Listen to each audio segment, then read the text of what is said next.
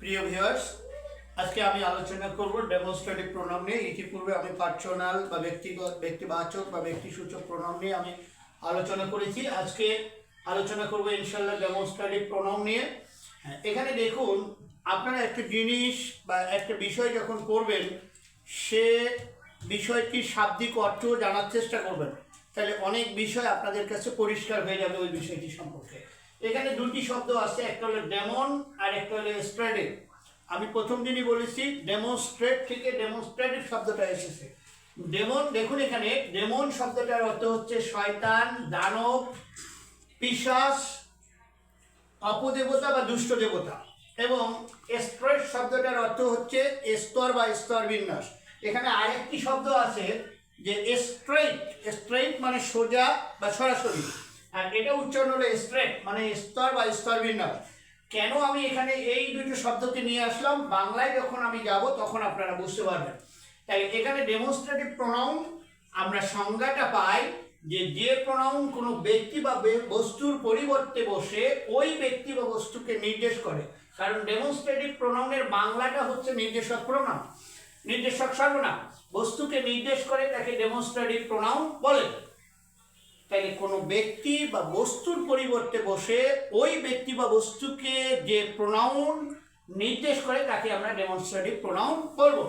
Demonstrative pronoun হচ্ছে this, that, this, those, such, the, same, one, ones ইত্যাদি। এখানে দেখুন আমি এক্সাম্পল দিয়েছি, this is my pen. This is my pen, এই হয় আমার কলম।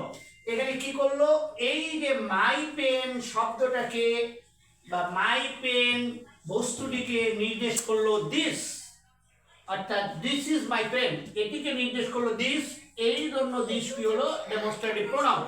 আবার এখানে হচ্ছে দিস আর মাই পেন্স। এখানে দেখুন আমার কলমগুলোকে এই বস্তুটিকে নির্দেশ করলো এই দিস, এই জন্য দিস হলো এখানে ডেমনস্ট্রেটিভ প্রোনাউন। এখন আমি আসি বাংলায়। বাংলায় এখানে দেখুন একই, কিন্তু বাংলায় নির্দেশক সর্বনাম। এখানে নির্দেশক সর্বনাম আমি ইংলিশে যে দুটি অর্থ এখানে লিখেছি, দেখুন এখানে যে স্তর বা স্তর বিন্যাস। বাংলায় নির্দেশক সর্বনামের কিন্তু দুইটি স্তর আছে, অর্থাৎ দুইটি ভাগ আছে।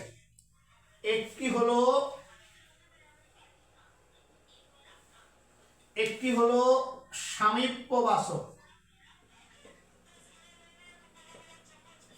আর একটি হলো দূরত্ব বাচক। তাহলে নির্দেশক সর্বনাম বাংলায় হলো দুই প্রকার, একটি হলো সামীপ্যবাচক সর্বনাম আর একটি হলো দূরত্ববাচক।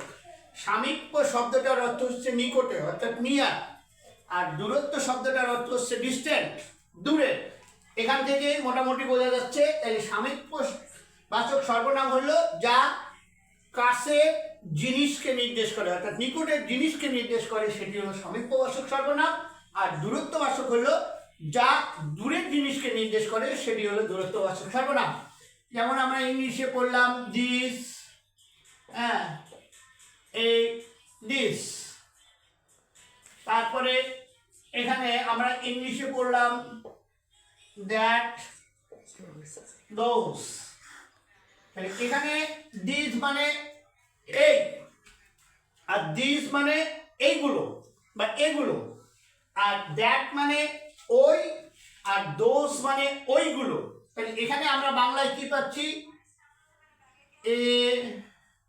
এই, এগুলো, এরা বা ইহারা, ইহারা বা ইনি, এগুলো আমরা পাচ্ছি সামীপ্যবাচক সর্বনাম। আর আমরা দূরত্ববাচক সর্বনাম কি পাচ্ছি, আমরা ওই, তারপরে ওই বা ওইগুলো বা ওরা বা উহারা। এখানে আমি বলেছি ইনি, এখানে হবে উনি। এগুলো হলো আপনার দূরত্ববাচক সর্বনাম। হ্যাঁ, তাহলে এখানে খেয়াল করুন যে এই যে সামীপ্যবাচক হলো এই, আমি যদি বলি